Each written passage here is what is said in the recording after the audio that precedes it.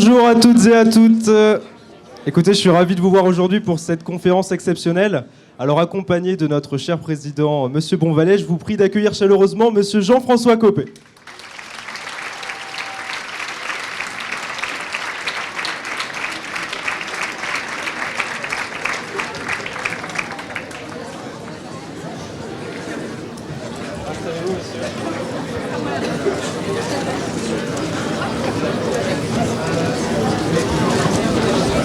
Bonjour à toutes et à tous, merci d'être venus aussi nombreux pour cette conférence organisée par les Rendez-vous du Changement. Aujourd'hui, nous avons le plaisir d'accueillir Jean-François Copé. Nous vous remercions chaleureusement pour votre venue aujourd'hui à l'école. Et au nom de l'ensemble des Rendez-vous du Changement, notre association, je tiens à remercier l'administration de TBS et plus particulièrement Monsieur Bonvalet qui s'est déplacé aujourd'hui et sans qui cette conférence n'aurait pu avoir lieu. Merci Étienne, merci Monsieur Bonvalet pour votre présence. Monsieur Copé, on vous remercie encore très chaleureusement pour votre passage à TBS. Ça nous fait bien plaisir à l'association et à toute l'école, je pense, pour l'ensemble des étudiants. Donc on va procéder au traditionnel édito. Je vais essayer d'être bref pour que vous puissiez parler. Voilà. Donc l'édito ne sera pas croustillant, ne sera pas comme à l'EDEC, ne sera pas méchant, ne sera pas virulent. Voilà, vous avez pu en avoir un lundi qui était quand même très très bien. Alors je vais juste faire une petite précision. Qu'est-ce qu'un édito finalement? Parce que si vous n'étiez pas là lundi, vous ne savez peut-être pas ce que c'est. L'édito, c'est le moment où un appel téléphonique avec un directeur de cabinet peut changer, ou un collaborateur politique. C'est-à-dire que ça fait... Oui, Paul, ouais, c'est pour Jean-François Copé à TBS. Alors, on vous remercie, les RDVC, vous étiez très très compétents, très très professionnels. C'était vraiment très très bien tout ce que vous avez fait. Je pense que la conférence va être très très intéressante. Et là, il y a changement, on parle de l'édito. Et là, le collaborateur vous dit « Ah, Paul, ah oui, mais on n'a pas parlé d'un truc. Ah, s'il vous plaît, ne soyez pas méchants. Ah, s'il vous plaît, non, pas tout ça. Allez, faites quelque chose de bien. » Donc, ma foi, je vais essayer. Et si je vois que vous perdez votre sourire, je me reprendrai, promis. Du coup, commençons. Vous êtes né le 5 mai 1964. Ça va. Pour l'instant, ça va. D'accord, très bien. Sciences Po en 1987. Vous faites partie de la promotion de l'ENA, dont vous sortirez diplômé en 1989. Liberté, égalité, fraternité. Vous y rencontrerez Nicolas Dupont-Aignan. Voilà, c'est bon, il est placé, on n'en parle plus.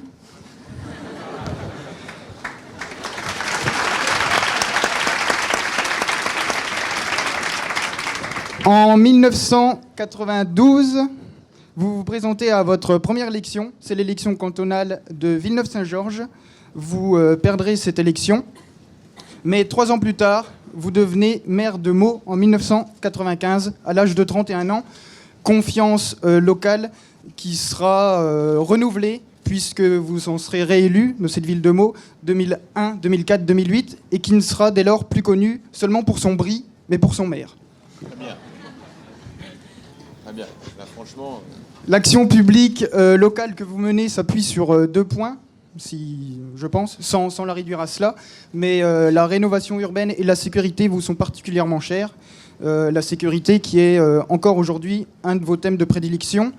D'ailleurs, vous en faites votre thème central dans le Sursaut français, paru en janvier de cette année. Nous aurons l'occasion d'y revenir. Vous êtes également député de Seine-et-Marne, la 5e puis la 6e circonscription. Vous avez occupé des fonctions ministérielles très importantes sous le gouvernement Raffarin III de Villepin sous la présidence de Jacques Chirac. Entre 2004 et 2007, vous serez ministre délégué au budget et à l'intérieur, si c'est bien ça. Je ne me trompe pas, très bien. Puis vous prendrez des fonctions au sein de l'UMP, des fonctions de directeur de parti, parti dont vous serez écarté en 2014 suite à l'affaire Big Malion. Nous n'y reviendrons pas de ce point de vue-là. Voilà. Sur ce point, on n'y touchera pas. Sauf pour dire que j'ai finalement pas été mis en examen du tout. Hein. Tout à fait. Vous n'êtes... S'il y a bien juste un truc à dire, si je peux me permettre...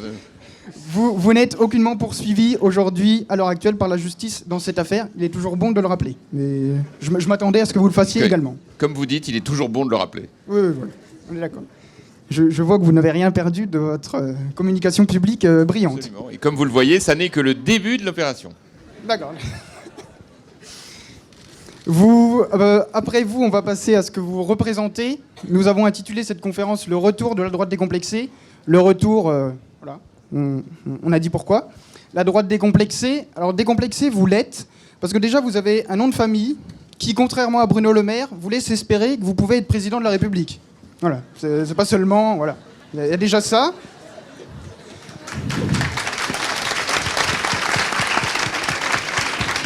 Et puis vous êtes décomplexé parce qu'il y a quand même votre âge. C'est-à-dire que vous ne pouvez pas prôner le renouveau à 71 ans comme Alain Juppé. Mais vous le faites à 54. Et là, vous êtes décomplexé, vous pouvez. 51 en fait. 51. Ouais. 52. Ouais, il est encore plus jeune que ce que je pensais. Vraiment, vous pouvez être décomplexé. Voilà, c'est parfait. Alors, vous êtes décomplexé aussi parce que vous avez toujours la petite phrase qui va bien. Étienne se chargera de rappeler quelques-unes de vos envolées lyriques. Et si vous avez la petite phrase qui va bien, c'est parce que vous êtes né le 5 mai. Donc là je ne me trompe pas. C'est-à-dire comme Maître Gims et comme Adèle, qui sont quand même des artistes particulièrement reconnus pour leur poésie, finalement. On peut le concevoir. Mais C'est également le jour anniversaire de la mort de Napoléon. Je ne sais pas s'il y a un lien. Une espèce de passage un peu. Écoutez, j'allais y venir, mais voilà. C'est très bien. Donc dans ce cas, Napoléon c'est fait. Et peut-être moins valorisant pour vous, c'est aussi la date de naissance, le 5 mai, de Karl Marx, dont on sent bien que vous partagez les idées de collectivisation des moyens de production et de révolution prolétarienne. Et là encore, on aura le temps d'y revenir avec votre programme économique, idéologique et social. Vous êtes décomplexé, enfin, parce que vous êtes quand même capable d'aller dans l'émission de Marc-Olivier Fogiel qui s'appelle Le Divan, qui est diffusée à 23h30, que personne ne regarde. En cela, vous êtes quand même décomplexé, mais vous avez eu raison de le faire parce que vous avez parlé de vous et de votre retour, et je pense que c'était brillant de votre part. Il y a eu une bonne communication publique. Par contre, décomplexé, oui, mais pas trop. J'aimerais pas non plus que votre directeur de cabinet ou votre collaborateur m'appelle pour me dire « Paul, vous avez dit qu'il était décomplexé, du coup il est allé à Touche pas à mon poste avec Cyril Hanouna, il a mis des claques et tout. » Je veux dire, faudrait pas m'intenter un procès après, quoi. Je veux dire, décomplexé, oui, mais pas trop, s'il vous plaît. Je repasse la parole à Étienne.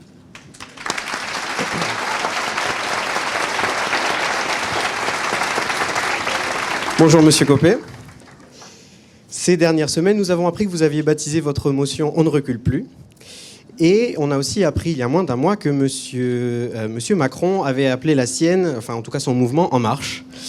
Laissez-moi vous poser la question, Monsieur Copé. On ne recule plus, d'accord, mais avance-t-on?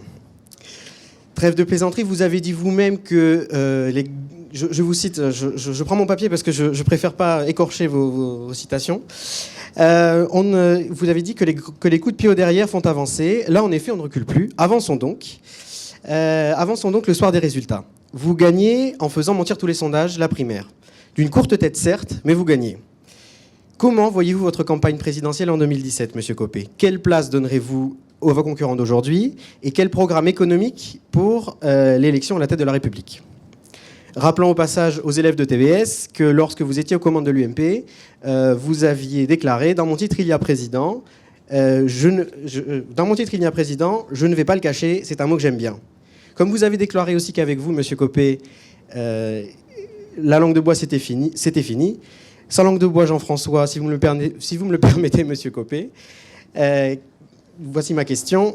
Pourquoi cet amour démesuré pour la fonction suprême? Est-ce simplement le couronnement de l'ambition de toute une vie ou êtes-vous déterminé à servir pendant 5 ans votre pays? Au nom des rendez-vous du changement, que ce moment partagé soit l'occasion à tous de poser vos questions à Monsieur Copé, qu'elle soit l'occasion du débat, et je laisse la parole maintenant à Rémi et à Paul pour les questions.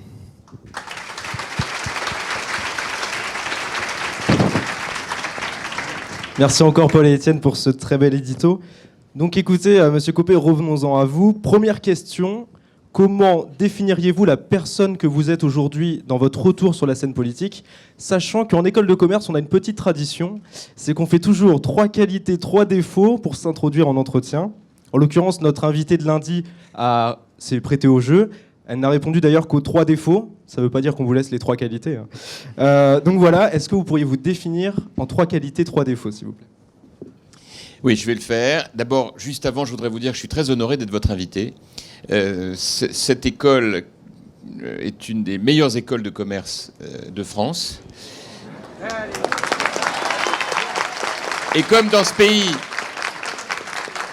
pays, on passe plus de temps à se pointer du doigt, à se classifier dans le mauvais sens du terme, à trouver toujours des raisons de s'excuser d'être ce qu'on est, je voulais vous dire, et j'étais déjà venu il y a quelques années devant vos aînés, c'était donc il y a, je crois, 2-3 ans, que je suis très heureux d'être à nouveau devant vous. Je tourne dans toute la France, dans le cadre de cette campagne, et je m'efforce à chaque fois de rencontrer les étudiants. Parce que je pense qu'il est absolument capital que vous vous engagiez dans ce débat public, à la place qui est la vôtre, selon vos convictions, parce que c'est pour vous, en réalité, votre génération, qu'on fait tout ça. Et je crois qu'il faut être bien conscient que vous vivez, grandissez dans un pays qui est à la fois un pays qui va à la fois très bien et très mal. Et je pense qu'il est vraiment le temps maintenant de prendre conscience de tout ça avec objectivité et d'essayer de proposer des solutions et de le faire avec vous. Alors, on va évidemment répondre à tout ça. Moi, mon but, c'est vraiment que vous posiez toutes les questions et qu'on se dise tout ce qu'on a à se dire, parce que c'est ça aussi l'intérêt de ce type de confrontation. Alors c'est vrai, j'ai vu qu'il y avait une caméra, mais enfin, c'est pas très grave. On est quand même relativement entre nous, si je puis dire, et je crois que l'intérêt de ce débat, c'est vraiment d'aller au fond des choses. Alors, les 3 qualités, les 3 défauts. Les trois qualités. On va commencer par là. Parce que j'ai une image qui est très mauvaise. Des sondages qui sont catastrophiques. Et donc, objectivement, c'est bien que de temps en temps, j'essaye de vous dire que j'ai 2-3 qualités quand même pour essayer un peu de rééquilibrer le débat. Bon, première qualité, tenir dans l'épreuve. C'est d'ailleurs une force que je ne tiens pas de moi, mais plutôt de mon histoire familiale, et que j'ai très envie de partager avec vous, pour le coup, parce que les épreuves, on en a tous, et j'ai pour habitude de dire à tous les gens que je peux croiser, et notamment de votre génération, qu'une épreuve, ça doit être géré comme une bonne nouvelle. Voilà, c'est une nouvelle. Et qu'il faut la surmonter, et que pour ça, il faut accepter d'en faire le deuil. C'est ce qu'on appelle la résilience. Voilà. Donc la capacité à tenir dans les moments difficiles, c'est plutôt, je crois, un atout que j'ai. Peut-être une deuxième chose qui peut me caractériser, c'est que je suis très attentif aux autres, à la manière dont ils vont, dont ils évoluent, dont ils se construisent eux-mêmes, dont on peut construire un lien ensemble. J'attache beaucoup d'importance parmi les matières humaines à la psychologie. L'économie, le droit, la gestion, l'administration publique, tout ça, c'est des matières passionnantes. Dans mon livre, j'ai évoqué l'idée qu'il fallait aussi s'intéresser à d'autres matières auxquelles nous ne nous référons pas suffisamment, qui sont la démographie. Très important de connaître les univers dans lesquels nous évoluons, les caractéristiques des populations qui sont les nôtres. La géographie, je trouve qu'on est très branché histoire, on a raison, mais il ne faut pas craindre d'y ajouter une dimension géographique. Et puis la troisième, c'est la psychologie. Le regard de l'autre, l'attention à l'autre, et notamment quand l'autre est plus faible, plus en difficulté, c'est très important. Et je suis très attentif à cela. La troisième caractéristique, je crois, c'est une capacité plus naturelle à manager, à organiser, à coordonner, à impulser. Voilà. Dans l'armée, on dit l'aptitude au commandement, mais enfin, c'est quelque chose qu'on voit après plutôt qu'avant. Donc ça, c'est les qualités, c'est fait. Voilà. Les défauts, le côté un peu je sais tout, hein, quand même. Hein, ça se dit beaucoup, hein. Il sait tout le temps, il a réponse à tout le temps, il sait toujours plus que les autres, un côté un peu énarque, tout ça. Ça énerve, hein. Mais ça énervait déjà quand j'étais étudiant. Voilà, ça c'est très énervant. Mais même moi-même, je peux m'énerver avec moi-même sur ce sujet. Donc, mais pourquoi tu réponds déjà, etc.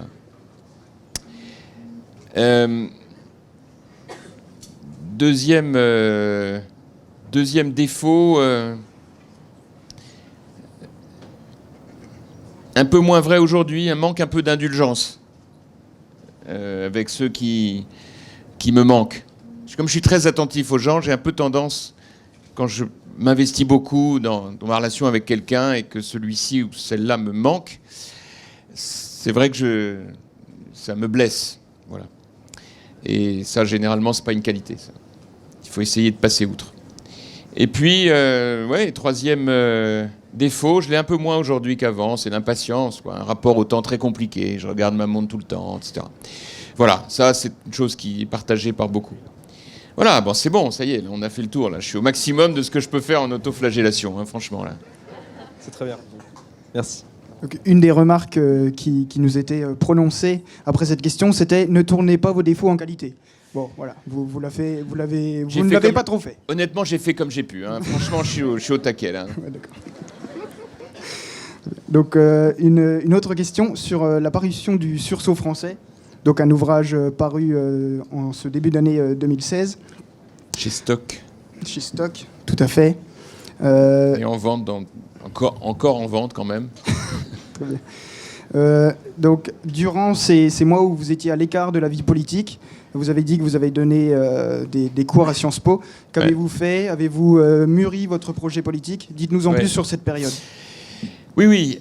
D'abord, quand j'ai eu cette espèce d'explosion sur la tête, là, avec cette lamentable affaire dite Big Malion, mais dont on a compris maintenant que c'était en fait l'affaire des comptes de la campagne présidentielle, j'ai vu un espèce de phénomène de meute qui était très très violent, avec un certain nombre de gens qui avaient en fait un intérêt objectif à ce que je me retire du débat public. Et avec des propos d'ailleurs qui n'avaient plus rien à voir avec la vérité. Hein. C'était t'es complice, t'es coupable, c'est toi. On veut même pas savoir d'ailleurs parce qu'on est tellement content que tu dégages. Enfin bon, c'était...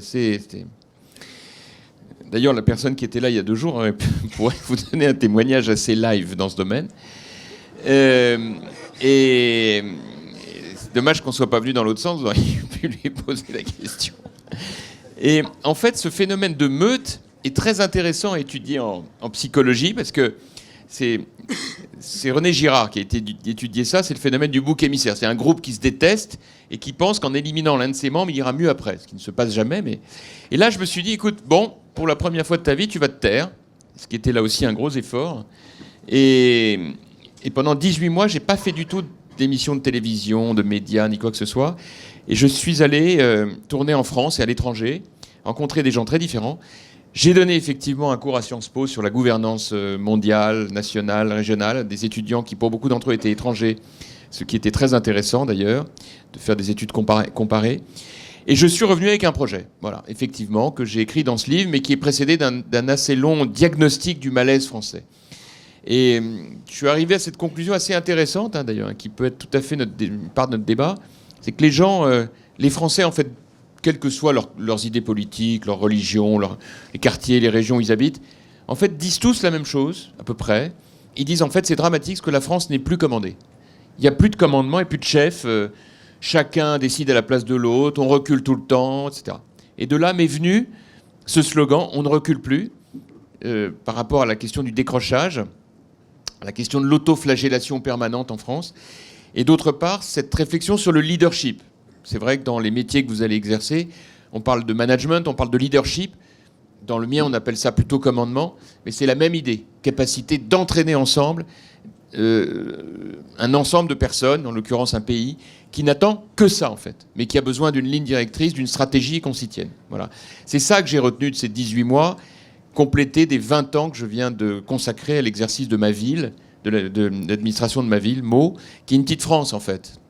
Qui est vraiment, avec ses 60 000 habitants, ses 25 nationalités, ou 27, ses quartiers difficiles, ce problème de sécurité, de chômage, de précarité. C'est vraiment un pays, une ville qui ressemble beaucoup aux défis qu'on a envie de relever pour la France. Donc c'est tout ça qui m'a conduit à écrire ce livre et à considérer que si, par ailleurs, la justice, à la fin de ses investigations, considérait ne pas devoir me mettre en examen dans cette affaire Big Malion, alors je serai candidat. C'est ce que j'ai fait. On a intitulé notre conférence « Le retour de la droite décomplexée ». C'est un concept que vous soutenez, donc qu'entendez-vous par là? Et si vous êtes le représentant d'une telle droite décomplexée, qui sont les gens qui ont trop de complexes à vos yeux? Alors, la droite décomplexée, d'abord c'est un terme qui a énormément choqué quand je l'ai prononcé. Et ça c'est quelque chose qui est très révélateur d'état d'esprit.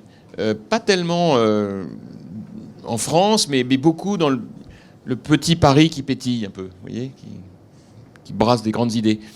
Parce qu'il est souvent entendu que quand on est de gauche, il y a une certaine indulgence, et quand on est de droite, c'est jamais assez bien, quoi. Voilà.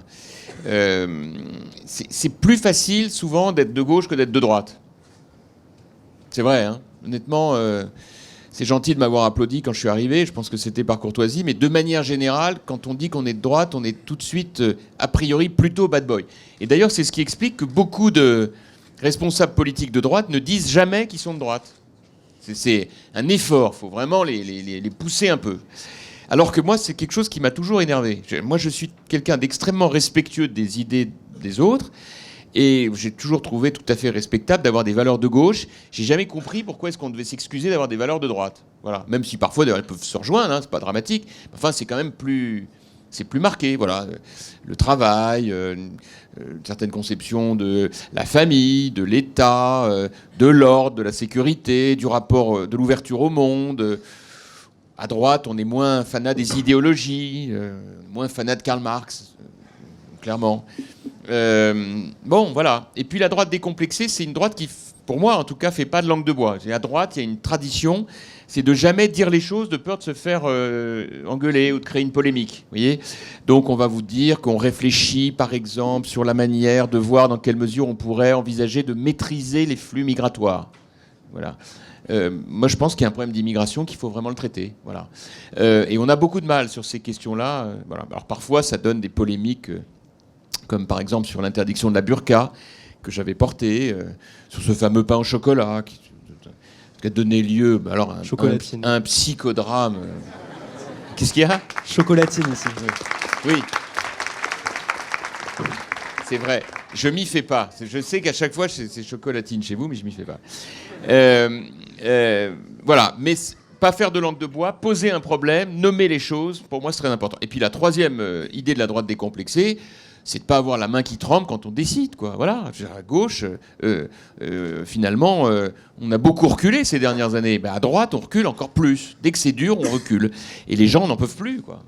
Donc la droite décomplexée, c'est on assume, on dit ce qu'on fait, on fait ce qu'on dit. Et c'est là que j'ai imaginé un changement complet de mode de gouvernement avec les ordonnances. C'est-à-dire qu'au lieu de faire des lois qui durent 18 mois, qui donnent lieu à toutes les manifs, les blocages, les grèves, et pas seulement à Toulouse, hein, et ben, l'idée, c'est de gouverner par ordonnance. C'est-à-dire qu'il y a une disposition de la Constitution qui le permet. On les rédige. Moi, c'est ce que je vais faire si je suis élu à la primaire fin novembre. Je constitue une équipe de juristes, d'économistes, d'entrepreneurs, de salariés, d'artisans, de commerçants, d'étudiants, de tous ceux qui veulent venir m'y aider. Et on rédige les 15 ordonnances qui vont débloquer la France sur le temps de travail, les services publics, la sécurité, etc. Et on les adopte immédiatement, dès le mois de juillet 2017. Elles sont applicables. Voilà. Donc c'est ça la droite décomplexée. Et que vous me disiez qui n'est pas décomplexé, bah écoutez, prenez la liste de tous les gens qui font de la langue de bois à droite, qui reculent dès que c'est compliqué, qui ont même du mal à dire qu'ils sont de droite, et vous avez la droite complexée. Et croyez-moi, elle est assez largement pratiquée. Donc vous commencez à donner des thèmes de réflexion, vous parlez d'ordonnance. Quelle prise de position n'aviez-vous pas avant cette affaire et que vous auriez aujourd'hui ? Quelles sont les grandes idées concrètes, phares sur le thème de votre choix ? Par exemple, sur le travail, je pense que c'est important avec ce fort chômage. Bah, si vous voulez, on est, nous, confrontés à un énorme sujet. On est rentré dans le 21e siècle et les seuls qui n'en parlent pas, c'est les hommes politiques. C'est d'ailleurs un point sur lequel je crois que Nathalie et moi on partage une analyse assez proche. Je crois avoir bien vu ça. Quelle est notre difficulté ? Quel est le rôle d'un dirigeant politique sérieux, un dirigeant politique de gouvernement ? C'est d'anticiper les évolutions et de les partager avec les gens. Sinon, c'est pas la peine. Bon. C'est pas de faire croire qu'on va arrêter le progrès. Or, qu'est-ce qui caractérise le début du XXIe siècle? C'est une question que vous pourriez avoir d'ailleurs dans un exposé, un sujet de réflexion générale, d'économie, de gestion, etc. Qu'est-ce qui, si vous deviez définir les deux grandes transformations qui font l'entrée dans le XXIe siècle? Moi, je vous donne les miennes. Il y en a deux. La première, c'est que quand le mur de Berlin s'est effondré, on est passé d'un monde totalement bipolaire, avec les gentils d'un côté et les méchants de l'autre, à un monde totalement multipolaire, où il n'y a plus, en réalité, de compréhension unique des problèmes et de capacité de régler les problèmes globalement. Vous avez l'hyperdéveloppement de l'Afrique, l'explosion de l'Asie, le chaos du Proche-Orient, une Amérique du Sud qui veut s'émanciper, une Amérique du Nord qui était censée organiser le monde avec la Russie et qui a le plus grand mal à le faire aujourd'hui, et une Europe au milieu qui a réussi à mettre la paix chez elle, ce qui était un exploit immense compte tenu de son histoire, mais qui n'arrive pas à faire beaucoup plus, notamment avoir une identité politique. Bon.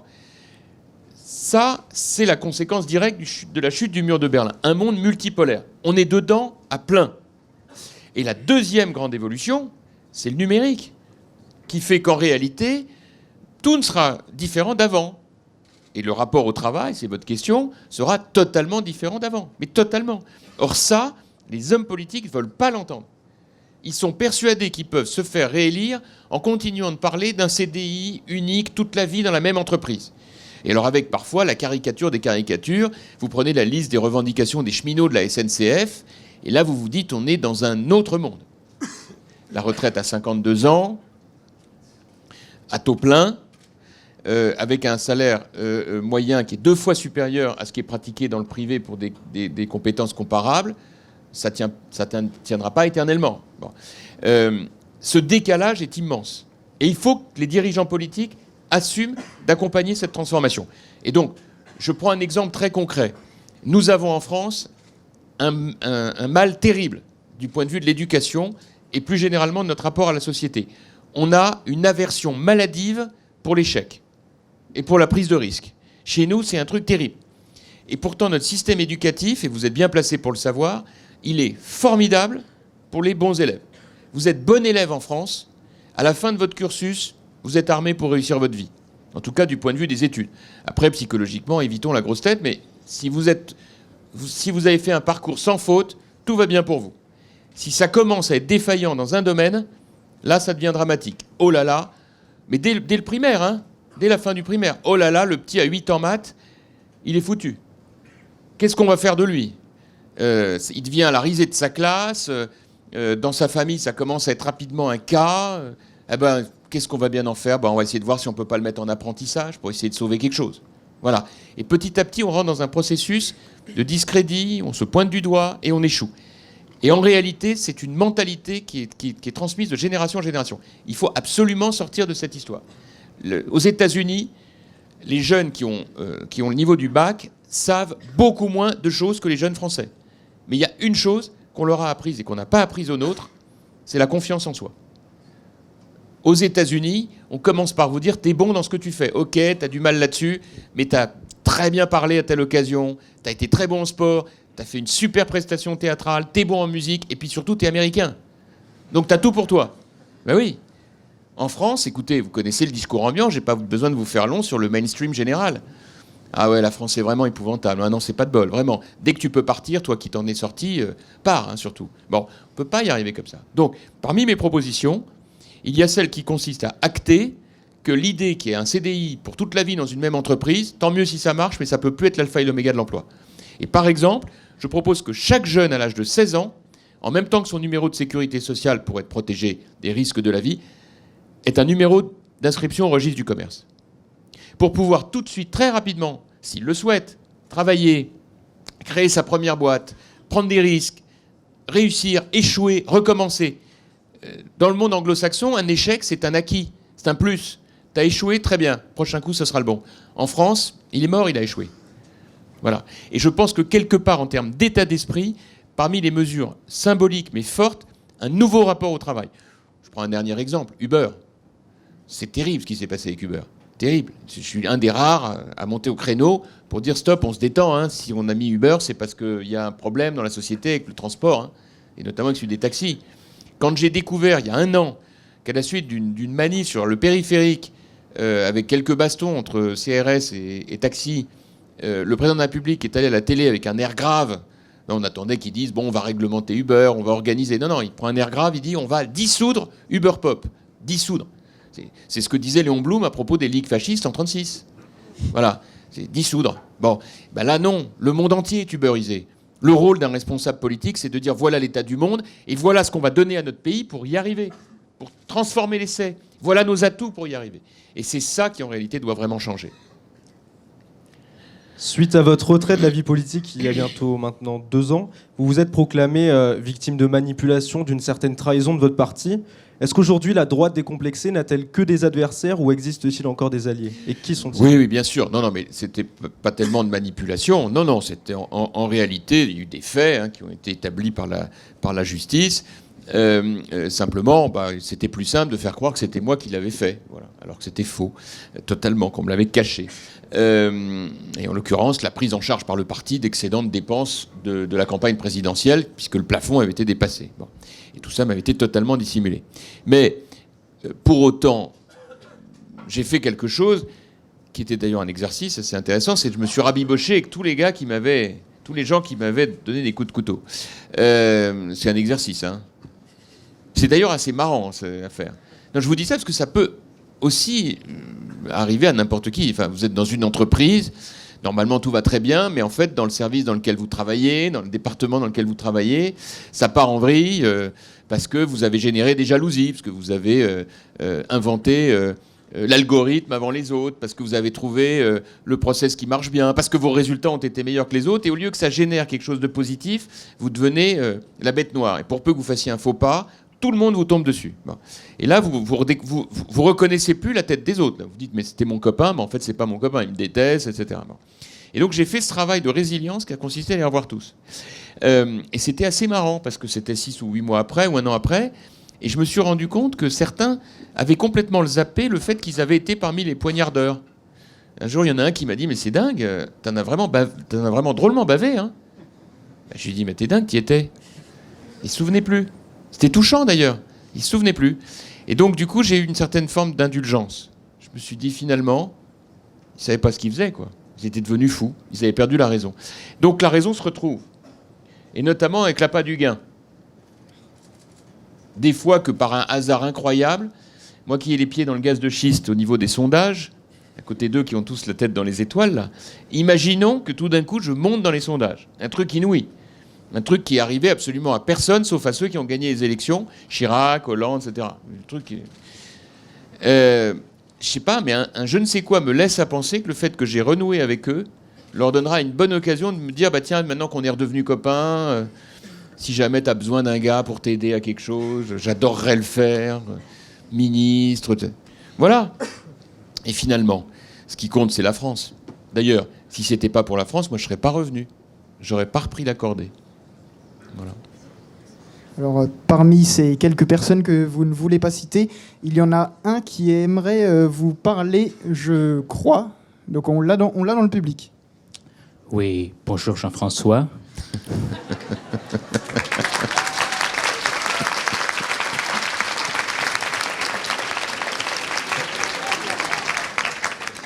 C'est ton ami Nicolas. Bon, Jean-François. Tu sais toute l'estime que j'ai pour toi, et tu sais que je n'aime pas critiquer. Mais Jean-François, les yeux dans les yeux, j'ai une question simple pour toi. T'es où, là, je te vois? Je suis là, Jean-François, regarde-moi.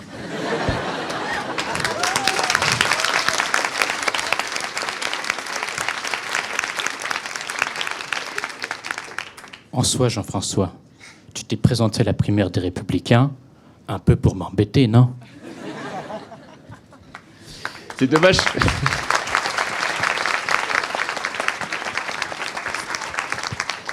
C'est dommage qu'il y ait des caméras, parce que moi, je vous aurais répondu sur le même ton. Mais dans les réunions de famille, j'ai mon petit succès. Mais donc, je ne vais malheureusement pas pouvoir le faire à cause de Monsieur Itélé. Là, je vois qu'il... Donc, non. Je n'ai pas fait ça pour ça. Je sais que ça a été sa première réaction. Mais non, pour une raison simple. On ne s'engage pas dans une campagne présidentielle. En tout cas, moi, je ne sais pas ma conception des choses. Pour cela. On s'engage parce qu'on y croit. C'est un tel engagement, un tel sacrifice de faire campagne, de s'engager, de se donner totalement pour son pays, qu'on ne peut pas le faire simplement parce qu'on a envie d'embêter le voisin ou le copain ou le concurrent. Enfin, ça n'aurait aucun sens. Donc, ma réponse est non, ni contre lui, ni contre personne d'autre. C'est pas mon sujet. Je me suis engagé parce que je considère que la ligne politique que je défends n'est pas représentée. Celle qui consiste à incarner le commandement, à rétablir le processus de décision et de réforme dans ce pays, n'est incarné par aucun autre de mes concurrents. Et que ceux qui ont été aux responsabilités, ce qui n'a pas été mon cas, ont été désavoués par les Français, et que de ce point de vue, c'est pas à moi d'en tirer les leçons à leur place, mais ce que je peux dire, c'est que je n'entends rien dans ce qu'ils disent aujourd'hui qui puisse me laisser à penser qu'ils vont faire différemment de ce qu'ils ont fait avant. Car en réalité, on ne se change pas. C'est pas vrai. On peut évoluer, on peut ne plus être tout à fait le même après avoir subi des épreuves. Mais on ne change pas fondamentalement. Et moi, ce que je reproche beaucoup à un certain nombre de mes aînés qui ont été élus à la tête de notre pays ou dans des fonctions de commandement de notre pays, c'est d'avoir été obsédés de séduire les gens qui n'avaient pas voté pour nous. Et quand vous commencez à séduire les gens qui n'ont pas voté pour vous et à oublier ceux qui ont voté pour vous, vous faites deux erreurs. Première erreur, vous braquez inutilement des gens qui sont d'abord dédiés à vous soutenir. Mais surtout, deuxième erreur, vous oubliez un détail, c'est qu'on n'est pas là pour gouverner pour la droite ou pour la gauche, on est là pour gouverner pour le pays. Et gouverner par le pays, c'est donc prendre des décisions sur lesquelles on a été élu parce qu'on considère qu'elles sont bonnes pour le pays et les appliquer. Si vous voulez séduire les gens qui n'ont pas voté pour vous, vous ne faites plus votre programme. Et c'est exactement ce qui s'est passé et qui a créé, hélas, l'immense déception du quinquennat précédent. C'est ça notre sujet. Et je m'empresse de vous dire qu'il n'engage pas que celui que vous avez imité. Quand j'entends que certains qui étaient dans son gouvernement, ce qui n'a pas été mon cas, à des responsabilités majeures. Un, n'ont pas fait campagne pour lui, alors que moi, je me suis vraiment beaucoup démené pour lui. Et deux, expliquent qu'ils auraient adoré réformer, mais que c'est lui qui les empêchait. Je me pince, hein. Franchement. Je trouve que c'est vraiment pas du tout convenable. Voilà. Donc, c'est cela qui m'amène à vous dire que les raisons de mon engagement dépassent très, très, très largement la question, par ailleurs très pertinente, que vous m'avez posée, Nicolas.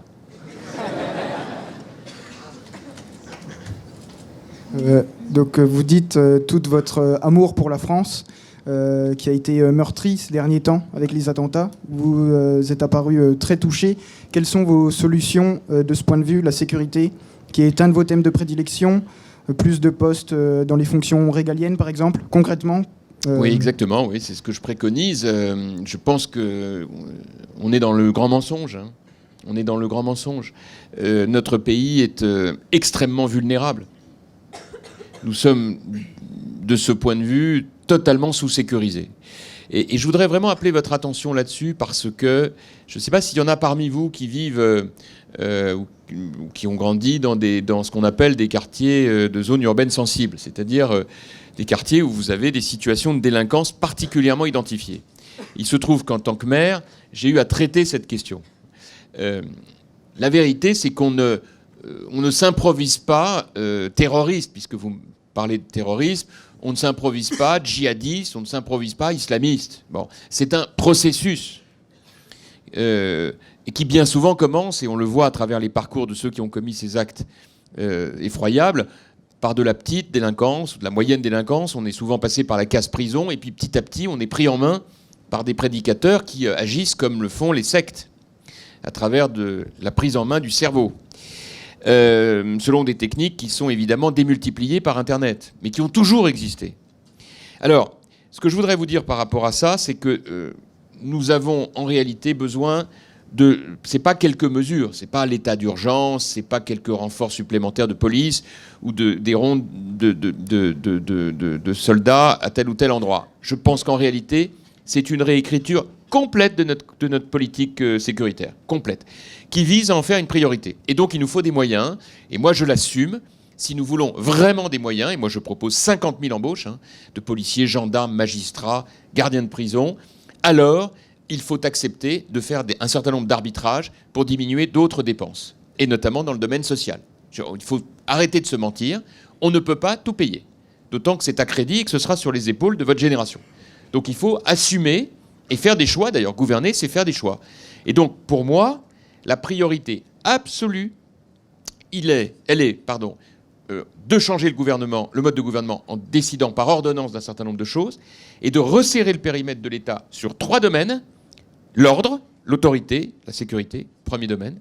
Deuxième domaine, la liberté économique à tous les étages pour stimuler la croissance. Et troisièmement, la lutte contre le communautarisme, qui est aujourd'hui une réalité qu'on a niée pendant des années et qui doit absolument mobiliser chacun d'entre nous parce qu'il y aura des décisions à prendre. Par exemple, au-delà de la question sécuritaire que je viens d'évoquer, d'assumer une organisation, une clarification de l'organisation de l'exercice du culte musulman en France. Ce qui, aujourd'hui, n'est pas le cas. Et nous sommes absolument dans la langue de bois dans ce domaine. C'est pas normal que sur ces sujets, on soit dans le déni de réalité, ce qui vulnérabilise un nombre considérable de nos compatriotes de confession musulmane qui sont pris en otage par des extrémistes qui instrumentalisent la religion à des fins de violence et à des fins politiques. Donc, pour moi, c'est un tout. D'un côté, on renforce l'appareil sécuritaire, par exemple, l'incitation à la haine. Aujourd'hui, dans le code pénal, c'est un délit de presse. Demain, ça doit être pénalement répréhensible de manière beaucoup plus brutale, beaucoup plus sévère.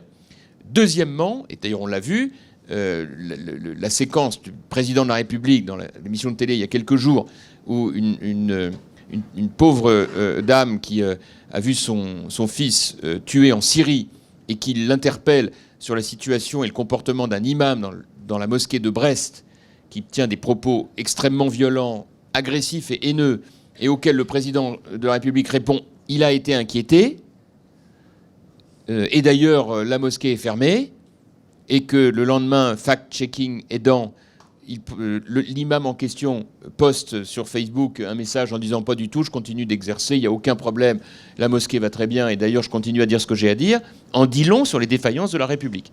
Je ne vois pas comment on peut avoir une politique de laïcité respectueuse des cultes si on n'organise pas les cultes. C'est pas possible. La laïcité, c'est une liberté, mais à une condition, c'est que chacun puisse exercer son culte s'il le souhaite, naturellement, mais à 2 conditions. Première condition, respecter le culte des autres. Et deuxième condition, respecter les lois de la République. Or, il y a des zones d'ombre aujourd'hui dans l'exercice du culte, les constructions de mosquées, les comportements des imams qui s'autoproclament, la question des pratiques cultuelles au quotidien, dans l'entreprise, des dérives à l'hôpital, dans les salles de sport, tout ça n'est pas codifié, on ne peut pas continuer comme ça. Voilà. Et pour moi, c'est un tout, en réalité. Parce que le passage à l'acte terroriste, c'est la partie, hélas, la plus douloureuse, la plus violente, mais la violence au quotidien, à cause de la montée du communautarisme, elle existe aussi. Et l'affaire du pain au chocolat, qu'on a tellement stigmatisé, eh ben quelque part, c'est une violence au quotidien. Et moi, je pensais qu'en évoquant cette histoire, en réalité, on s'attacherait au problème. Non, on a préféré faire la polémique sur l'homme politique de droite qui instrumentalise, etc. Alors que c'était ce sujet-là qui devait être évoqué. Donc je crois qu'en réalité, derrière tout ça, il faut en finir avec le déni de réalité et il faut qu'à chaque constat, il y ait une batterie de propositions. Et vous voyez, à travers ce que je viens de vous dire là, j'en propose un certain nombre en matière de sécurité, en matière d'organisation du culte musulman. Il y a des choses très concrètes sur lesquelles il faut maintenant agir et tout de suite par ordonnance. Donc faire campagne dessus.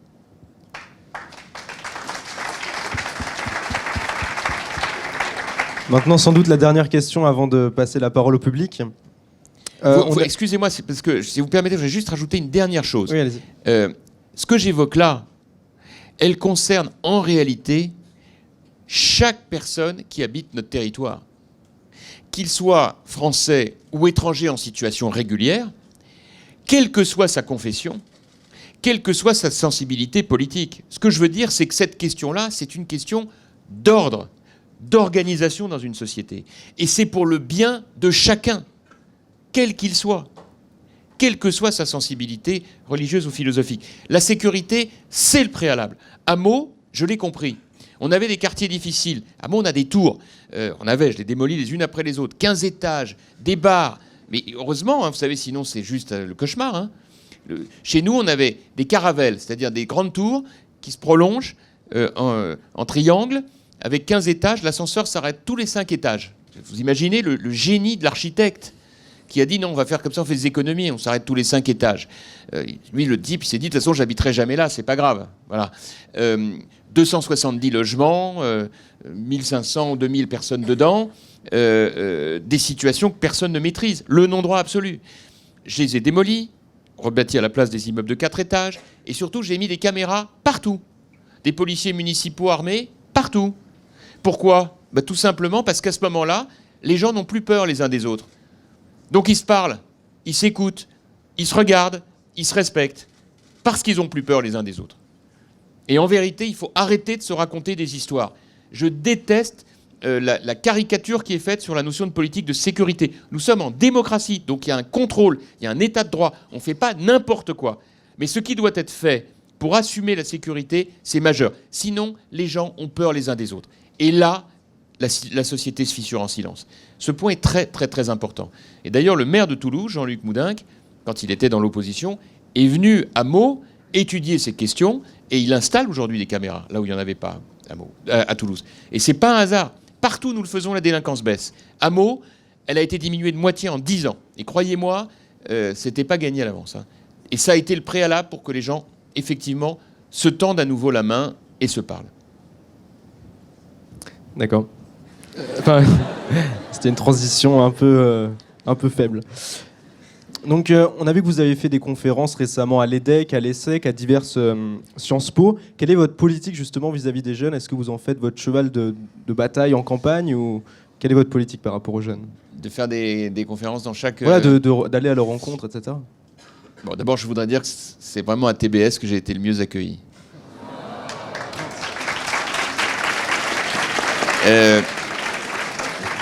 Honnêtement, qu'est-ce que ça me coûtait de vous le dire ? C'est vraiment facile. Deuxièmement, plus sérieusement, je viens à chaque fois, dans chacun de mes déplacements, rencontrer les étudiants. Pourquoi ? D'abord parce que je pense qu'il est très important, et notamment par rapport au cursus qui sont les vôtres, et que je suis de très près, que vous ayez en tête que nous sommes entrés dans une nouvelle époque. Je disais tout à l'heure à quelques-uns d'entre vous que je suis très frappé de voir que pendant très longtemps, l'engagement politique des étudiants, c'était quelque chose de majeur. Puis, ça s'est beaucoup étiolé au bénéfice de l'engagement individuel, le parcours professionnel, etc. Les deux sont très bien, mais je pense qu'il faut faire les deux. Ce n'est pas ou l'un ou l'autre. On ne doit jamais oublier d'où l'on vient. Et bien sûr que vous priorisez, c'est normal, votre parcours professionnel, mais gardez en tête qu'à chaque fois que vous pouvez concilier cela avec un engagement citoyen, il faut absolument que vous le fassiez. Parce que quelque part, sinon, on ne peut pas dire que la politique ne s'intéresse pas aux jeunes et de l'autre ne pas soi-même le faire. Mais quand je vous dis ça, je vous demande de le faire avec la maturité qui est la vôtre, avec l'époque dans laquelle vous vivez. Pour moi, l'anti-modèle, je ne vais peut-être pas me faire que des amis, c'est pour ça que c'était bien tout à l'heure que je dise du bien de vous, pour moi, l'anti-modèle de l'engagement étudiant, c'est le comportement de l'UNEF. Je trouve que ce qui s'est passé sur la loi El Khomri, c'est lamentable. Lamentable.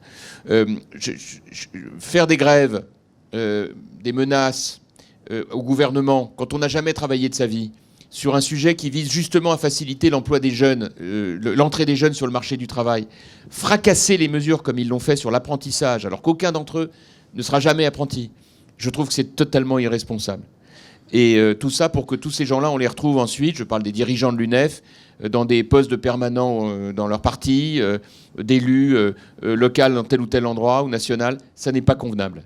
Parce que derrière ça, ça dévoie l'action même de l'engagement jeune. Et je dois dire que de ce point de vue, moi qui ai une certaine estime pour le Premier ministre, j'ai trouvé que la manière dont il a cédé était vraiment très profondément regrettable. Ça a pris une journée. En une journée, le mouvement de l'UNEF a coûté 500 millions d'euros au pays, sans compter les 2 milliards qui nous attendent s'ils vont faire le RSA jeune, c'est-à-dire la dernière case de l'assistanat qui n'a pas encore été imaginée. Je trouve que tout cela est contraire à l'idée que je me fais de l'engagement des jeunes et en particulier des étudiants. Je voudrais sur ce point vous dire que parmi les éléments de l'engagement, il y a ceux qui touchent justement une certaine forme de fraternité entre les étudiants de l'enseignement supérieur et les étudiants de l'enseignement professionnel. Il n'y a pas assez de lien entre vous. Et c'est une grave, grave erreur. Vous aurez besoin les uns des autres. Si on veut un jour reconstituer des filières de production en France, que ce soit dans le domaine de la production des biens ou des services, il est capital de renouer avec celles et ceux qui, dans l'enseignement professionnel, vont, qu'on le veuille ou non, apporter le carburant dans la machine. Si on ne le fait pas, on n'arrivera pas à constituer des chaînes de production intégrées et des solidarités entre grandes entreprises et PME françaises, comme le font aujourd'hui les Allemands, dont c'est la force numéro 1. Donc pour moi, ce point est absolument essentiel. Enfin, troisième remarque, à propos de l'université, on débat beaucoup pour savoir si elles doivent être autonomes, pas autonomes. Moi, je suis pour qu'elles le soient massivement. On débat beaucoup pour savoir si les entreprises doivent y être plus présentes. Je suis pour qu'elles y soient massivement. Je pense que nous avons aujourd'hui en France, du fait de l'idéologie, une coupure beaucoup trop brutale entre le monde économique et le monde universitaire. Il faut associer la recherche, le monde économique et le monde universitaire. Je pense, et enfin, le monde professionnel à travers l'apprentissage. Si on ne le fait pas, si on garde ces murs de Berlin, nous aurons le plus grand mal à générer des approches totalement intégrées. Or, ce qui compte, c'est que ces approches soient suffisamment intégrées pour que les étudiants, quelles que soient les filières dans lesquelles ils s'inscrivent, puissent trouver du travail demain. Car je voudrais quand même rappeler une chose, quand parfois on me dit oui, mais il y en a qui vont en sociologie, ils sont inemployables, etc. Je voudrais quand même faire observer que quand vous regardez les cursus des universités britanniques, toutes les universités britanniques, quel que soit leur module de spécialisation, ont un enseignement généraliste. On y fait de la science politique, on y fait de la science économique, on y fait de la psychologie, on y fait de l'histoire des idées politiques. Tout y passe. Et je pense que c'est très important de conserver cette approche pratique et cette approche généraliste, même dans l'enseignement universitaire, car ça ouvre l'esprit. Et c'est ça qui change tout. Merci Jean-François Copé. On va passer aux questions du public.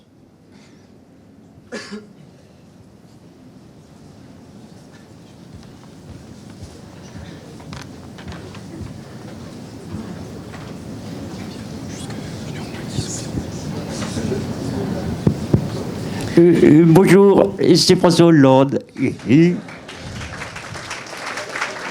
y a des talents cachés dans cette promo. Hein.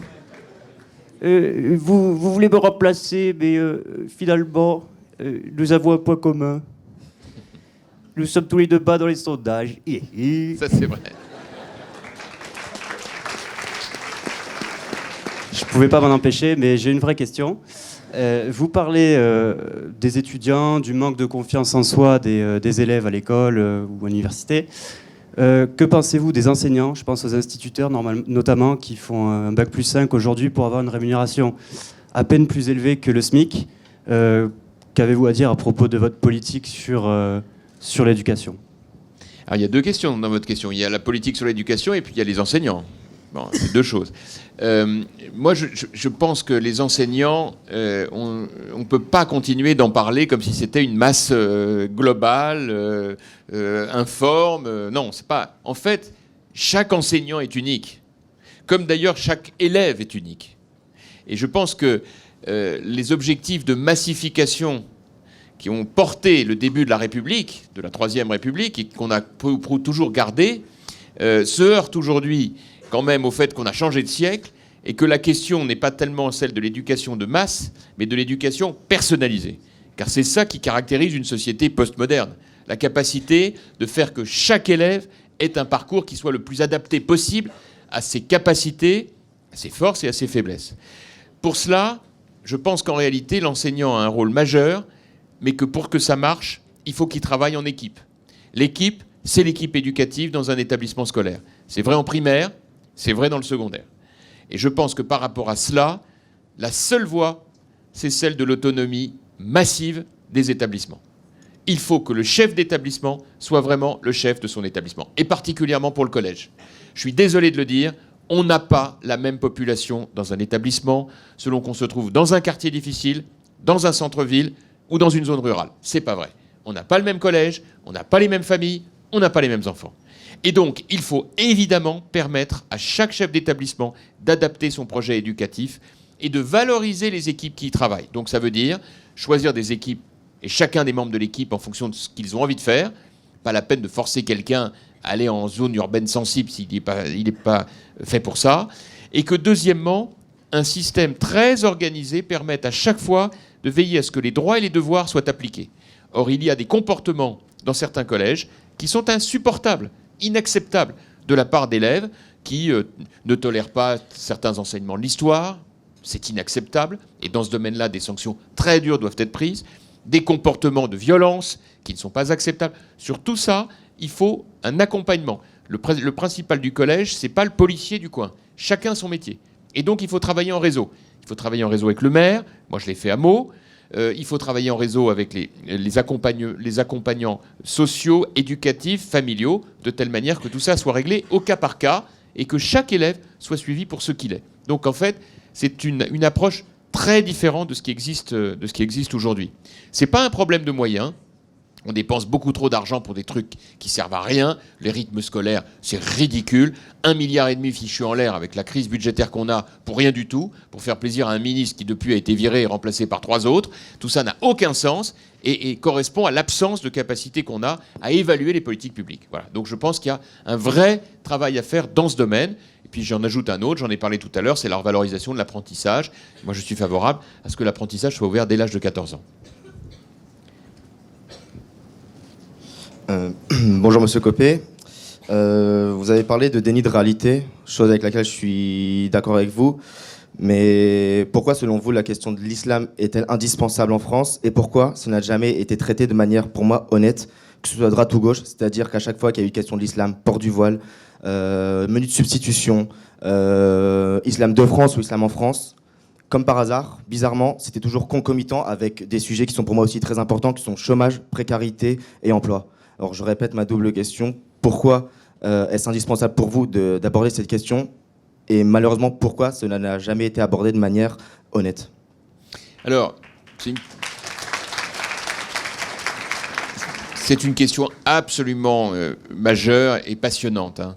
Je voudrais vous dire là-dessus que chacun doit avoir sa part de vérité. Je veux dire par là que personne n'a le monopole de la bonne réponse. Moi, je vais vous donner la mienne, mais je comprendrais très bien que d'autres ne partagent pas cet avis. Bon, parce que c'est difficile et parce que... Bon, la seule chose que je puisse vous dire, c'est que la grande différence entre l'avis du citoyen, et l'apostrophe avis, et celui de l'homme politique, c'est que s'il est en situation de décider, eh ben, il doit décider.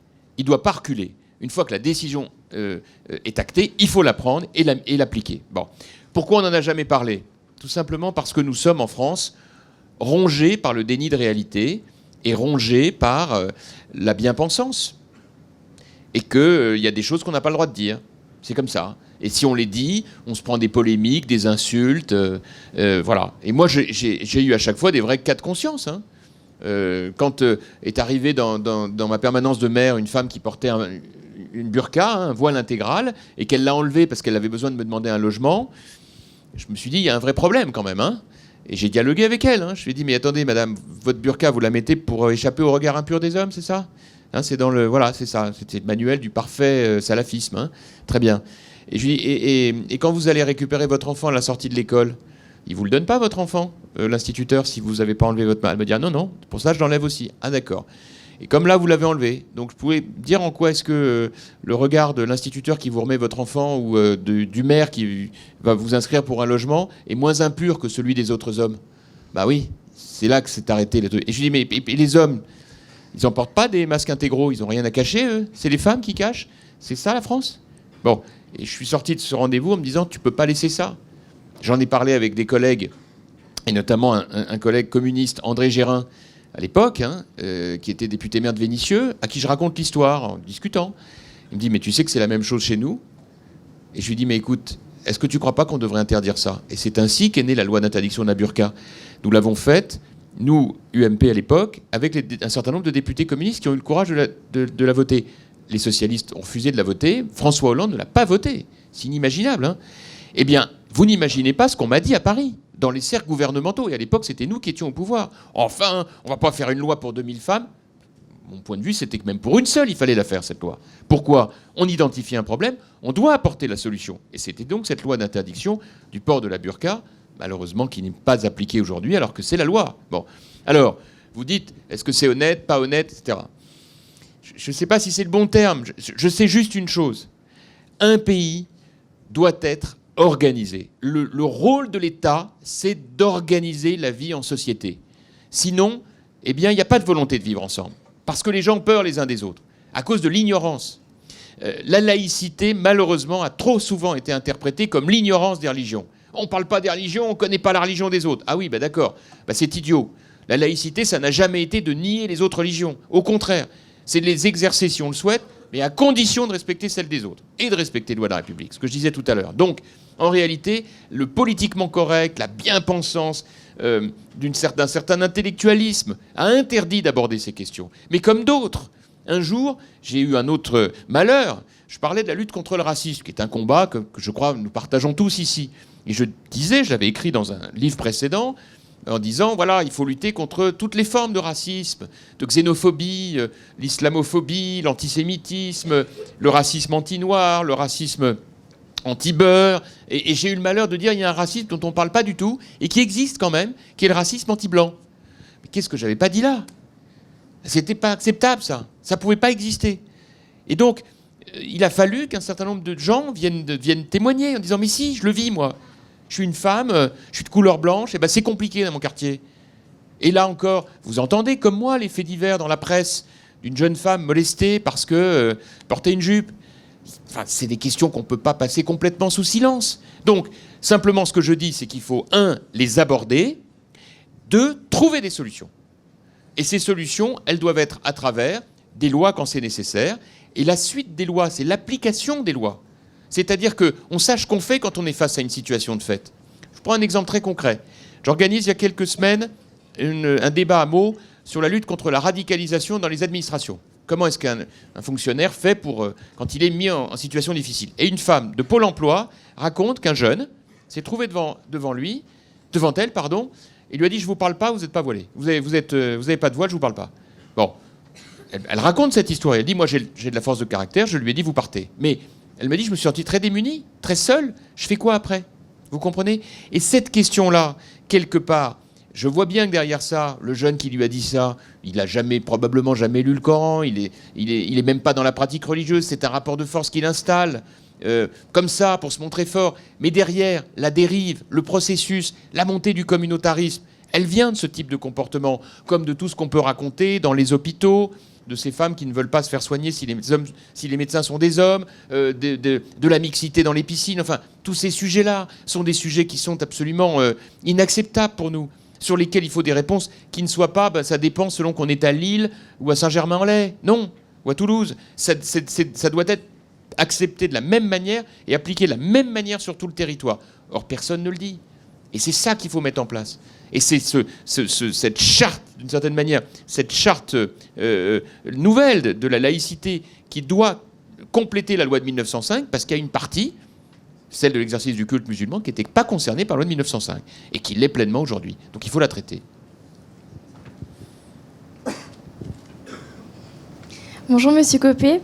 Alors, donc au début, vous avez évoqué le fait que vous vouliez œuvrer pour le bien commun. Enfin, c'est ça qui vous préoccupe.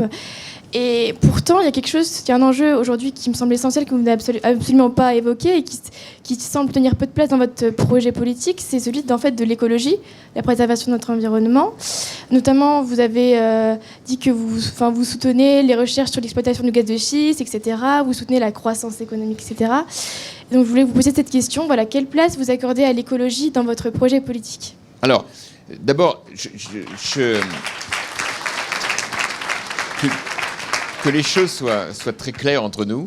L'écologie, pour moi, c'est totalement consubstantiel de l'action publique j'y consacre une large part dans mon livre, et j'ai envie de vous dire que c'est un sujet qui maintenant a totalement dépassé le clivage gauche-droite. Bon.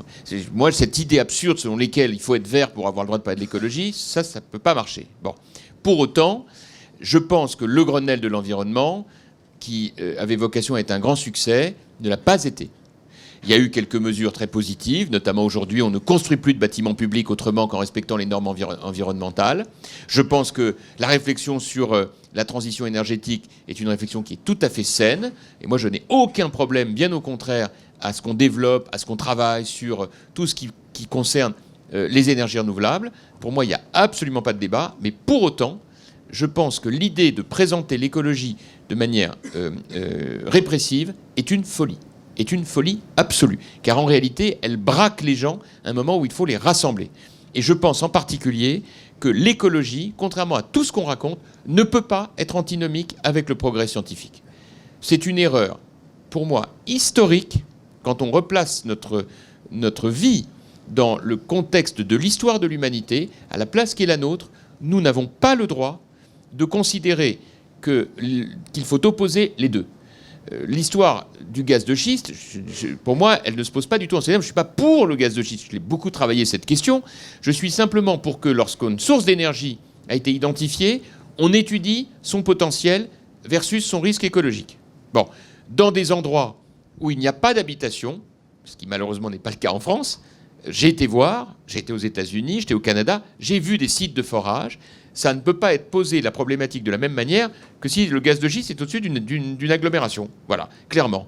Deuxième exemple, les OGM. Vous voyez, j'aggrave mon cas. Les OGM. Pour des raisons qui tenaient au fait qu'on voulait, à l'époque du Grenelle de l'environnement, faire très très plaisir à José Bové et à Nicolas Hulot, qui nous l'ont rendu en centuple d'ailleurs, en nous désavouant totalement à la fin du quinquennat de M. Sarkozy, nous avons définitivement fermé tous les centres de recherche d'OGM en France qui sont partis aux États-Unis pour beaucoup d'entre eux. Alors que nous avons des chercheurs qui, dans ce domaine, ont un niveau remarquable. Bien sûr que les OGM, il ne faut pas faire n'importe quoi. Évidemment, il faut faire très très attention à ce qu'on fait. Mais si les OGM sont dédiés à permettre de produire avec moins de pesticides, ça se regarde quand même. S'il s'agit de produire avec moins d'eau, alors que nous savons que l'approvisionnement en eau, notamment pour les pays du Sud, sera dans les 30 prochaines années un problème majeur. Faut-il s'en priver? Je ne le pense pas. Voilà, donc d'un côté, il faut aller le plus loin possible dans les réflexions courageuses, dans les décisions à prendre. De l'autre, je ne veux pas que dans ce domaine-là, comme dans d'autres, il y ait les gentils et les méchants, et qu'on pointe du doigt sans arrêt, par exemple, nos agriculteurs, nos entrepreneurs, qui n'en peuvent plus, parce que, quels que soient les efforts qu'ils peuvent faire, ils sont toujours pointés du doigt et considérés comme coupables. Et je trouve que ça n'est pas correct dans une société moderne comme la nôtre. Encore 2-3 questions, peut-être ? Bonjour Monsieur Copé. Moi j'ai une question. C'est Jean-Louis Debré qui dit dans son livre Ce que je ne pouvais pas dire, et qui l'a repris récemment sur Canal+ dans Le Petit Journal, qui disait, je cite, « Quand on arrive au pouvoir, on fait exactement le contraire de ce que l'on a promis ». Êtes-vous d'accord avec cette affirmation? Et cela sera-t-il votre cas si un jour vous devenez président de la République? Comme je vous l'avais entendu, c'est bien parce que je suis hanté par l'échec de mes aînés qui systématiquement n'ont pas fait pourquoi ils avaient été élus, que j'ai décidé de proposer une autre méthode de gouvernement qui soit une méthode de gouvernement par ordonnance. Justement pour ça. Parce que les ordonnances, ça a l'avantage d'être décidé tout de suite et de ne pas passer par la procédure classique de la loi qui dure très longtemps et qui donne le temps aux grévistes de la CGT et de l'UNEF de bloquer le pays. Voilà. C'est tout l'intérêt de faire les ordonnances dès le mois de juillet 2017. Objectivement, il n'y a jamais de grève en juillet et en août. Donc c'est le bon moment pour faire. Voilà. Et une fois que c'est décidé, c'est fait. Et je pense que de ce point de vue, l'analyse qu'il a faite est bonne parce qu'elle correspond à un défaut majeur, beaucoup plus encore de la droite que de la gauche, qui est de ne jamais faire ce pourquoi on a été élu et après d'être tout étonné quand on est battu, puis de se dire c'est pas grave, je vais quand même revenir. Bon, il y a un moment où ça se voit. Oui. Bonjour Monsieur Copé, j'aurais pour vous 2 questions. Alors pour la première, je vais me faire l'intermédiaire d'un étudiant bien connu de l'école, Poulpi, qui reste souhaité anonyme depuis toujours. Alors la question est très simple et vous pouvez d'ailleurs me répondre à ce propos. Alors la question serait, parmi les candidats déclarés à la primaire des Républicains, ou du moins amenés à se déclarer, quel serait à votre avis, en termes de stratégie politique sur le long terme, le pire? Voici ma première question. Et ma deuxième question serait, n'avez-vous pas l'impression d'omettre finalement la grande diversité des situations sociales des musulmans en France, de sorte que finalement, je pourrais m'inclure dedans. Moi et mes camarades musulmans en école de commerce n'avons évidemment pas la même vision du monde que quelqu'un qui habite en ZUP, qui est directement issu de l'immigration, que quelqu'un qui est issu de la troisième vague. N'avez-vous pas l'impression, si vous voulez, d'essentialiser le sujet et d'en omettre une composante fondamentale qui est sa composante sociale? Merci à vous.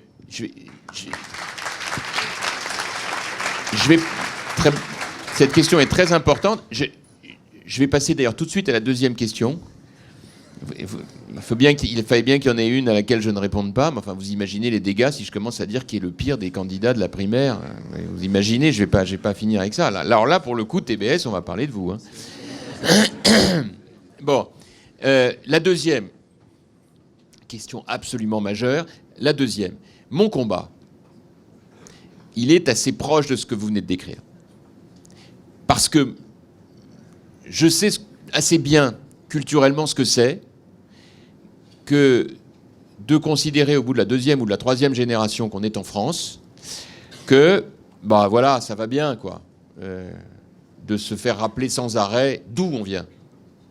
Parce qu'on est arrivé. Il y a d'ailleurs un très joli livre que vous avez peut-être lu, qui s'appelle Les eaux mêlées, qui a été écrit par Roger Icor il y a déjà quelques années, et qui raconte l'histoire d'un Arménien venu en France et qui est très amoureux d'une jeune femme. Il est français, il est né en France, et son père qui était immigré, et qui est très amoureux d'une jeune femme française, pas immigrée pour le coup, et voilà, ils discutent ensemble, et pour être gentille, elle lui dit, tu sais, moi j'adorerais un jour visiter ton pays. Et là, il fait un espèce de sursaut, il dit, mon pays, mais de quoi tu me parles? Mon pays, mais c'est la France. Je suis arrivé, hein. Et c'est un dialogue qui est très touchant, parce qu'il montre encore cette difficulté de compréhension. Bon. Donc moi, mon combat, il est bien là. Il est de dire maintenant, ça va. Dès lors qu'on acte que les règles de la République s'appliquent à tout le monde, si tout le monde veut bien les appliquer sur la base d'un consensus qui fait que ceux qui ne voudraient vraiment pas les appliquer sachent, quand on n'applique pas une loi, il y a une sanction. Mais quand on l'applique, alors on fait du vivre bien ensemble. À ce moment-là, ça, par définition, ça permet de respecter les identités de chacun, qu'elles soient religieuses, géographiques ou autres, tout en faisant en sorte qu'on a suffisamment d'éléments suffisants pour vivre ensemble. Vous voyez ? Et là, à ce moment-là, on change complètement de paramètres. Mais on ne peut y arriver que si les points qui aujourd'hui ne sont pas clairs dans l'application d'un certain nombre de règles ou de pratiques sont réglés. C'est pour ça que je vous donnais des exemples très concrets. La construction des mosquées, parce qu'il n'y en a pas assez, mais il faut voir dans quelles conditions on les fait. Transparence des financements. La certification des ministres du culte, qui les forment. Il n'y a pas de clergé, donc qui va le faire. La question des pratiques religieuses. Dans l'entreprise, on a eu ce débat avec la loi El Khomri, dans la rue, dans l'espace public, dans les lieux publics. Ces éléments-là, dès lors qu'ils seront codifiés, à ce moment-là, ne se poseront plus de la même manière. Il y aura des lois et elles auront à être respectées. Et mon objectif, c'est de faire en sorte qu'ainsi soient clairement identifiés ceux qui ne veulent pas les appliquer parce qu'en réalité, ils ne veulent pas que ça marche dans le pays. Et ceux qui, au contraire, considèrent que justement, ça les soulage, ça les libère, ça fait que désormais les choses sont claires et qu'on peut parler d'autre chose. C'est un grand rendez-vous de tolérance que je propose. Mais la tolérance, ça s'organise. Ça commande par un acte d'autorité qui doit être prise par le chef de l'État, qui dit maintenant, voilà les règles, voilà ce qu'on a le droit de faire, voilà ce qu'on n'a pas le droit de faire, quel que soit son culte. Et c'est ce qui d'ailleurs a permis en 1905 de régler le problème séculaire du rapport de force entre le pouvoir catholique à l'époque et le pouvoir laïque. Je rappelle que cette affaire-là, elle a drainé toute l'histoire de la royauté. On n'est pas de cette génération, mais on se battait de la même manière sur ces questions. Et croyez-moi, amusez-vous à voir la série Borgia, ça vous donne une petite idée de ce que c'était le match improbable de violence entre le pouvoir religieux et le pouvoir politique. Et si le roi de France s'était intitulé « lieutenant de Dieu », c'est parce qu'il voulait une bonne fois pour toutes rappeler que le pouvoir politique, après tout, il tenait le lieu de Dieu, donc ça suffit, les religieux à votre place. Et ce combat, il a toujours existé. Et il a été réglé par la loi de 1905, et il a été réglé dans la violence. Hein. Quand on voit les témoignages de l'époque, ça rigolait pas. Hein. On a confisqué des biens cultuels, vous connaissez tout ça par cœur. Donc, maintenant, il faut espérer le faire avec beaucoup de fermeté, et il ne faut plus traîner maintenant, parce que les règles ont besoin d'être fixées. On a juste une dernière question et vous avez 4 minutes pour y répondre. Alors c'est une imitation de qui là cette fois-ci? Ah non, moi je vais vous épargner mes imitations parce que je suis pas très bon à ça. Par contre, j'ai une double question. Vous parlez d'un retour de la droite décomplexée, et le mot qui m'intéresse est retour, alors qu'aujourd'hui on entend partout dans les médias, dans la rue, que les Français en ont marre de la politique traditionnelle qui selon eux ne marche pas. Donc est-ce que vous n'avez pas peur d'aller à contre-courant, voire d'être à côté de la plaque? Et donc la question qui en découle, c'est que pensez-vous des propositions de nouveaux modèles politiques, comme par exemple la primaire.org ou Nuit debout? Merci. Ou Macron. Alors, je vais vous donner mon point de vue là-dessus. Je pense qu'à chaque fois que le pays va mal, il émet des doutes sur le fonctionnement des partis politiques traditionnels et vient alors l'engouement spontané pour des faits, des mouvements ou des personnalités qui donnent l'impression d'incarner la nouveauté. C'est à ce moment-là des espèces de soleils qui se mettent à briller, qui éblouissent les yeux, alors chacun les siens, hein, et chacun les moments. Il y avait eu Tapi, il y avait eu Jean-Jacques Servan-Schreiber, il y avait des gens comme ça. Et là, on a Emmanuel Macron, par exemple. Et on a Nuit debout. C'est les deux infinis, d'ailleurs. C'est amusant de voir les deux.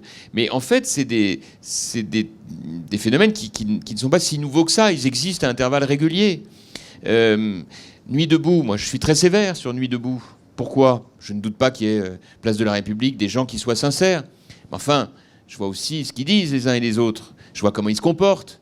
La vraie précarité, la vraie désespérance, je suis quand même obligé de vous dire qu'elle est plutôt au 14e étage d'une des tours de ma ville, dans lequel il y a des gens qui habitent dans des conditions qui sont extraordinairement dures et qui vous en parlent, ou qui m'en parlent à moi de cette précarité, pour lesquelles j'essaie de trouver des solutions, et autrement plus adaptées, humaines, que ce que j'entends du point de vue idéologique, place de la République, où on retrouve quand même une scénarisation bien connue.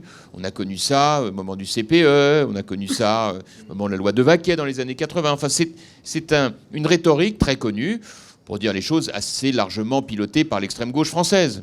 Pas de drame à ça. Enfin, moi qui combats l'extrême droite, je vous le dis tout de suite, je vois pas pourquoi je combattrais pas aussi l'extrême gauche. De manière générale, les extrêmes, c'est pas du tout quelque chose qui me paraît bon pour le pays. Voilà. Donc, j'ai envie de vous dire qu'il faut pas être dupe. Et j'ai envie de vous dire, dans le même élan, qu'il ne faut pas non plus être dupe d'Emmanuel Macron. Voilà. Là, je prends un risque, j'ai bien conscience. Mais enfin, bon, il a des tas de choses pour lui, Emmanuel Macron. Il est intelligent, il a fait des bonnes études, il est beau, il est jeune. Il fait 12 pages dans Paris Match, que même il a appris le matin que ça avait existé, les 12 pages dans Paris Match. Il a même été dire que c'était de la faute de sa femme. C'est assez touchant parce que c'est tellement une icône que personne ne lui est tombé dessus. Normalement, un truc comme ça, ça le discrédite pour la vie. Ben, pas dans notre univers médiatique. Tout le monde a trouvé ça frais et printanier. Mais la réalité, c'est pas celle-là, hein. La réalité, c'est que l'engagement politique, c'est un chemin avec des épreuves, avec un parcours initiatique. Par exemple, celui de l'élection. Ça l'a gêné d'ailleurs à un moment, parce qu'il a dit « Ah bah non, mais ce serait bien que la politique moderne, il n'y ait plus d'élection. » Bah oui, c'est sûr, c'est plus simple. Tu fais un sondage, t'es bon dans le sondage, bah c'est bon. Sauf que la vie, c'est pas ça. La démocratie, c'est de l'élection. C'est que les gens vous choisissent. Et donc pour ça, il y a un parcours à faire. Surtout que c'est un peu cruel, parce qu'il est quand même ministre. On a envie de lui dire « Écoute, voilà, agis quoi, t'es ministre. Tu peux pas être simplement dans l'idée de dire les 35 heures, c'est nul. » Bah oui, mais justement, puisque tu es ministre de l'économie, supprime-les. Ce qu'il ne fait pas. Et pendant ce temps-là, vous avez Manuel Valls qui se bat, lui, pour le pays en tant que Premier ministre. Et je trouve qu'il y a quelque chose d'un peu injuste dans cette répartition des choses. Et donc, enfin, pour terminer sur votre question, je pense, mais profondément, que quand je parle du retour de la droite décomplexée, c'est tout simplement parce que je crois à l'existence d'une droite et à l'existence d'une gauche. Et que je n'aime pas la confusion des genres. Ça ne veut pas dire que de temps en temps, il n'y a pas des liens entre les deux. Il peut y en avoir. Il y a des points sur lesquels je peux être d'accord. Hein. Mais pour autant, il y a trop de points avec lesquels je suis en désaccord. Et pour moi, c'est ça qui marque une identité politique. Moi, ce que je reproche à ceux qui sont de droite, c'est de ne pas l'assumer.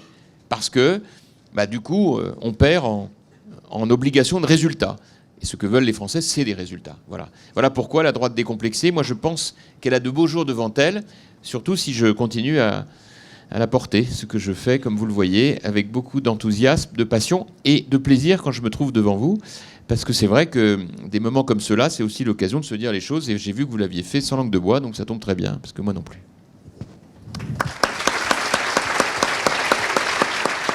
Je voulais vraiment vous remercier. Et si vous me permettez un dernier mot avant qu'on se sépare, parce que j'ai compris que c'est la dernière question, je voulais juste vous souhaiter bonne chance et vous dire que vous êtes à un moment de votre parcours qui est un moment évidemment génial, parce que c'est un moment où on apprend, on a les yeux ouverts sur tout. Je sais qu'à un moment ou un autre, vous allez partir à l'étranger. Je vous le souhaite, je vous le recommande. Je vous souhaite de réussir, mais si vous le pouvez, dès que possible, revenez. Parce que c'est en France qu'on a besoin de vous. Et moi, mon engagement, si je suis élu, c'est de veiller à ce que pour des gens comme vous, il y ait des vrais parcours de réussite en France. C'est le cœur même de mon engagement. Merci et bonne chance.